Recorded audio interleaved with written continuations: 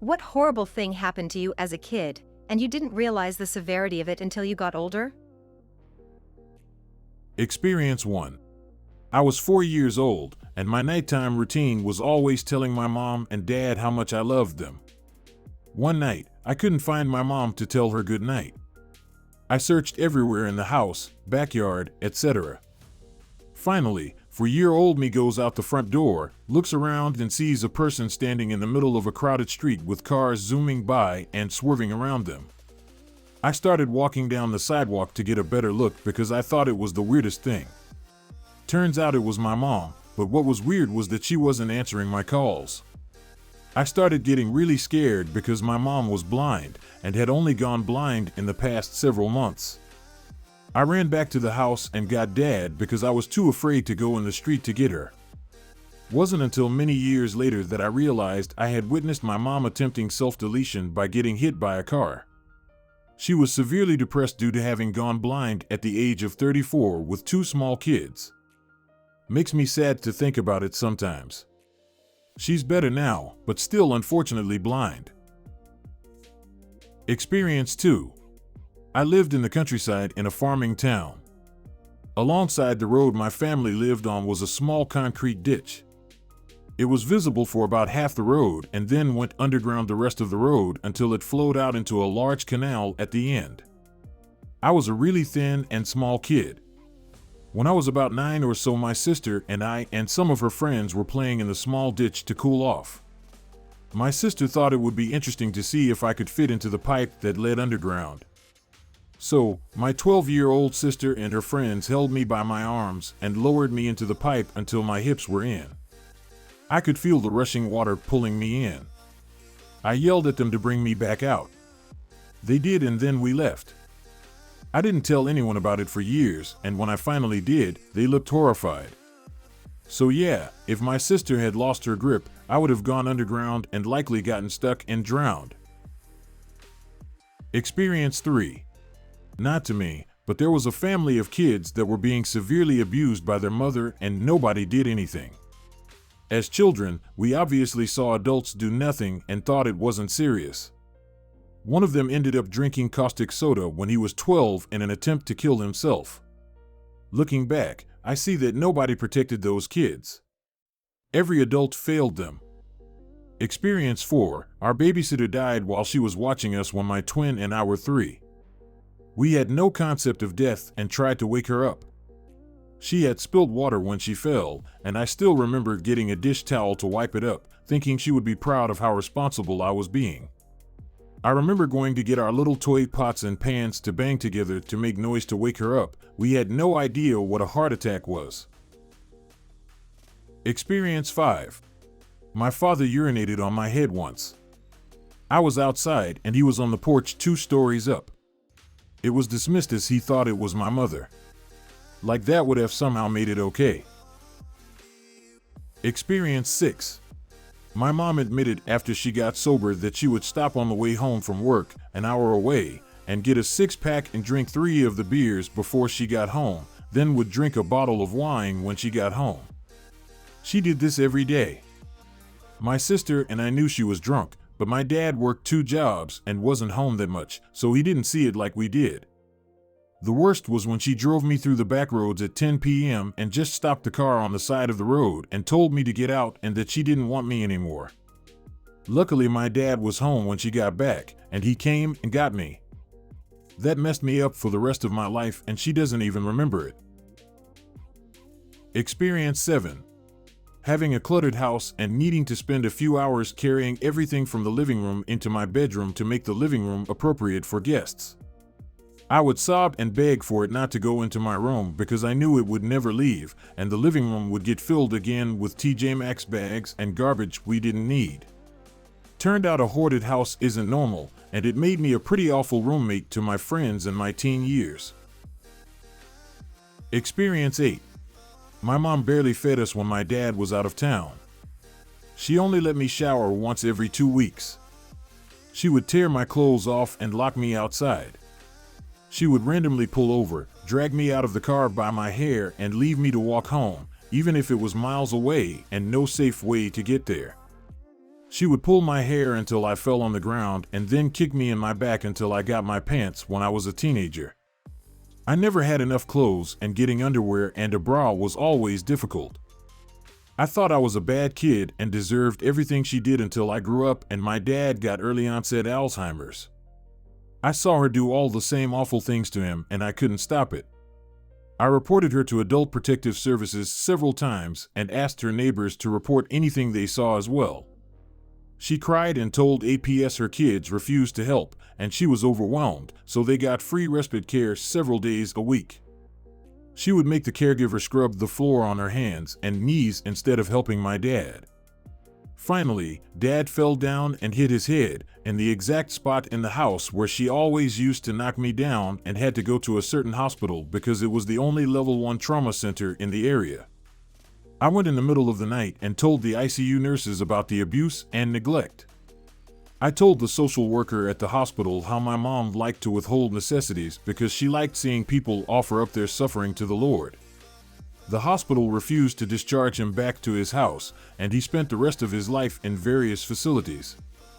My mom had a pattern of getting kicked out of the facility and then moving him to a different one, where she would bully the staff and interfere with my dad's meds and a feeding tube until they figured her out and kicked her out. After my dad died, she tried to find another old person to care for, even offering to be a free caregiver. She wants to move my sibling into her house because my sibling is severely disabled after several strokes.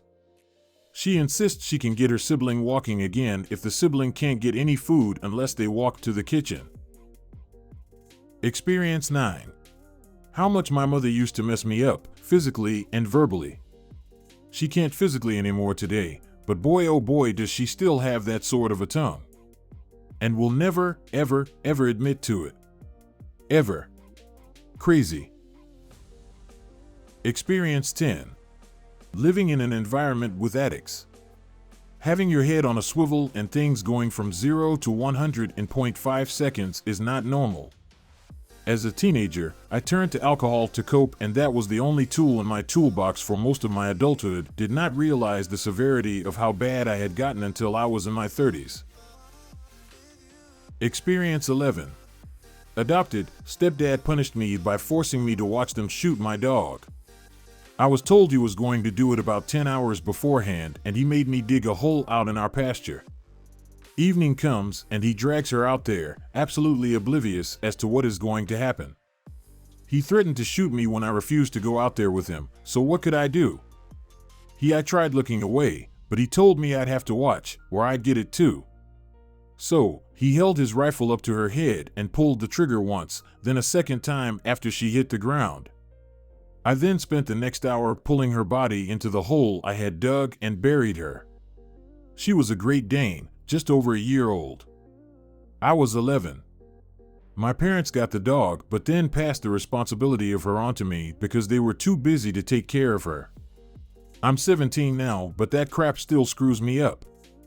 I got out of there a few years ago and was shocked that nobody else could relate to what I went through. Edit. This all occurred about 6 years ago. I appreciate the kind comments I have received. I always thought it was my fault and that I should have done differently. I do not live with them or near them anymore. I live with my grandparents who are disgusted by how I was treated. Experience 12. About a year after my father was murdered, my cousin and I were sexually assaulted by an older relative every time she babysat us. There are pictures and videos of me and her still being circulated by a minor-attracted person over 30 years later. I didn't realize how badly it messed me up until I was in my 20s. It seemed so stupid to even be concerned about it after watching my dad die. I was 4 or almost 5 when she got arrested, and to me it was just another crappy week. Edit. For everyone asking how I know the pictures are still out there, I got subpoenaed to identify myself once in my early 20s. They had old physical photos and digital copies on a hard drive and in a private email server, and as anyone knows, once it's on the internet, it's out there forever. I signed some paperwork and wrote a short statement so anytime photos of me show up again, I wouldn't have to testify. Experience 13. My mom used to whoop my ass really bad whenever I did the slightest thing wrong. I was genuinely afraid of doing literally anything. As a kid, I didn't like taking baths because my mom wouldn't stop telling me every time that I stank and that I was a pig, that I was reeking of cunt and that I was completely gross and unhygienic, and also because the shower was too loud for me. I thought I would drown. The sound was too overwhelming in my ears when I had to wash my hair, so I was crying really bad, telling my mom that she was going to drown me. She slapped my mouth so I could shut up and stop moving, but she slapped me so hard that my mouth was bleeding. I couldn't do anything more besides bowing down my head and crying in silence as I was internally panicking because of the sound of water while seeing my blood flowing through the shower drain. It was so normal for me to be beaten up and also the typical. Wait till we get home and you'll see. And getting beat the crap out of me for talking when I shouldn't, that it was really weird for me when I'd go to friends' houses and seeing their moms talking to them with respect and not slapping them. Ha. Her mom doesn't slap her or scream at her. Why? Is it because I'm here? My mom also slaps me in secret, so if I'm not here, she will definitely slap her. Yeah. My father was gentler, but they were divorced and would visit us once every couple of weeks. I would call him, and he was so gentle and caring at washing my hair, like he was afraid of hurting me if he used more force, on contrary to my mom. Experience 14. My mom divorced my stepdad when I was around 7, and 6 weeks later, she was moving into her new partner's house, up the street from our house. We had a dog that I've had since I was tiny, and her new partner had a dog. They didn't get on. So my mom left the dog in the now abandoned house alone. I remember using my pocket money and stealing money to get dog food, steal the keys, and feed her. I vividly remember the smell of the house and how much weight and fur she'd lost. This was for about 2 weeks, and I was the only one who tried to help her. My dad visited and I told him, and he was horrified, and we took her to a rescue that day. Now when I see anything to do with a stray or abused animal, I'll have a full breakdown. Experience 15. I was in summer camp and had made friends with the weird girl there. We were probably both around 7 and 8, both awkward kids who weren't good at making friends, but we got along with each other. She had a very perverted sense of humor and was constantly talking about everyone's genitals. Didn't think much of it at the time. Once she was sitting in a chair at a table and I snuck up behind her as a joke and grabbed the back of her chair and shook it to startle her. She was laughing and yelled at me to stop it. So, I stopped it. She asked why I stopped. I told her she just asked me to stop, so I did. She said that her dad told her that if a girl says stop, it means do it harder. She wanted me to shake it harder. So, I did. Now that's a memory that got lost in my brain for years collecting dust, but thinking back on summer camp one day and remembering that made me think, wait, what the hell? I mean, I hope my assumptions are wrong, but it really seems obvious what was happening to her at home. How did an adult then never notice all the signs? Experience 16. An assistant football coach used to bully me a lot during practice, 6th grade. One day, I looked right at him and told him to shut up. He was so offended that a child said that to him that he just decked me, full force. I lost consciousness and came to on my back staring up at the sun. I never told anyone about it, and now, in my 30s, I replay this event very frequently. It causes me great anxiety. Experience 17. When I was a toddler, we lived in rural Texas. My mom put me down for a nap in my crib one afternoon and went to take a nap herself. Apparently, she told my older brothers to keep an eye on me, and since they thought I was asleep in my crib, they all put a movie on in the living room. I couldn't sleep, and somehow got the idea in my head that I wanted to go get the mail. I walked past my brothers watching their movie and right out the front door, and then walked about 100 yards down our gravel driveway to our mailbox on the edge of a county road.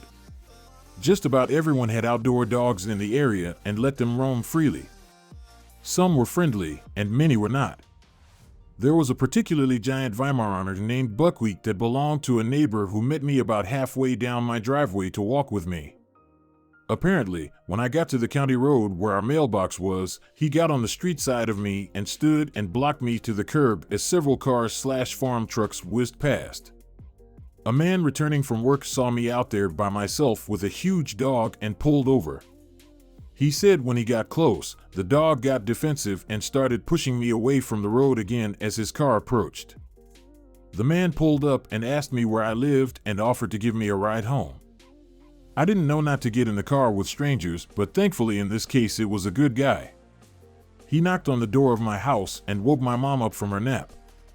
Told her that he had found me barefoot in the road, where I had a dog guardian angel that was actively protecting me from traffic, and it was thanks to that dog that I was still alive. Here's to you, Buckwheat. Experience 18. In elementary school, I won first place in a Halloween costume contest. Finally, all those kids who teased me for looking like a girl would see that I was awesome. My parents helped me make my Cat in the Hat costume for like a week. Just recently saw pictures wicked cute. The school principal called me up on stage and announced that, as the first place winner, I got to choose any of the prizes from the girls' table. I had won best costume for the girls as a 7-year-old boy who was already teased for being girly. From this day forward, teasing turned to beatings.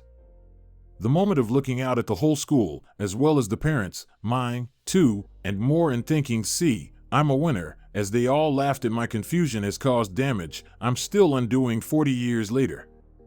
Edit, thank you, everyone. I expected you to make fun of me, even now. Thank you for your kindness. Experience 19. When I was 7 years old, I was outside playing with my friends. An older boy who was a bully in the neighborhood walked by and started saying racist things to them. The boy and I are white, and my friends are black. I didn't understand what he was saying was racist, and to be honest, at the time I didn't even fully understand the concept of race. I didn't think of my friends as any different from me. I didn't know that he was making them upset, so I told him to leave them alone. He called me a wannabe and an N-word lover. I had never heard the N-word before, but I knew I was being insulted. There happened to be a big stick lying next to me on the ground, so I picked it up and whacked him across the face with it. He started crying and ran to his house. I went back to playing with my friends like it was nothing. About 20 minutes later, the boys came back with his uncle. The uncle called me over and told me I needed to be put in my place. He then made me stand there while the boy slapped me across my face. He told him to do it harder again and again.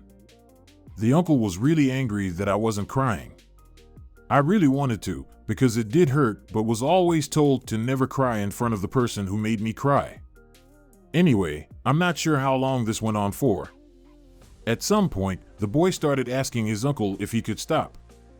The uncle said fine and told me that if I had whiter friends, I would become a nicer girl who knew how to act.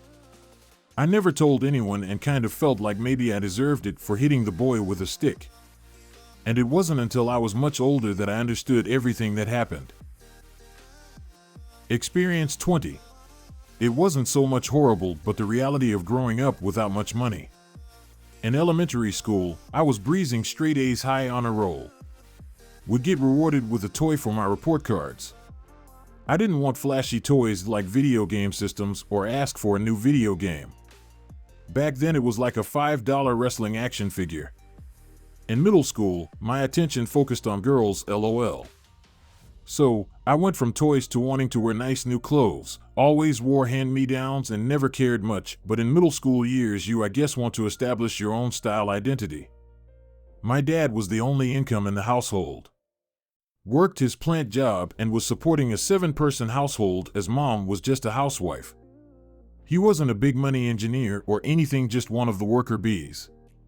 Well, 11-year-old me got straight A's, and instead of going to the mall as a reward or a new toy, I told my mom I wanted new clothes. New name brand clothes were obviously way more expensive. My mom told me we would try the next report card to get new clothes. Well, obviously, 11-year-old me was not thrilled about that.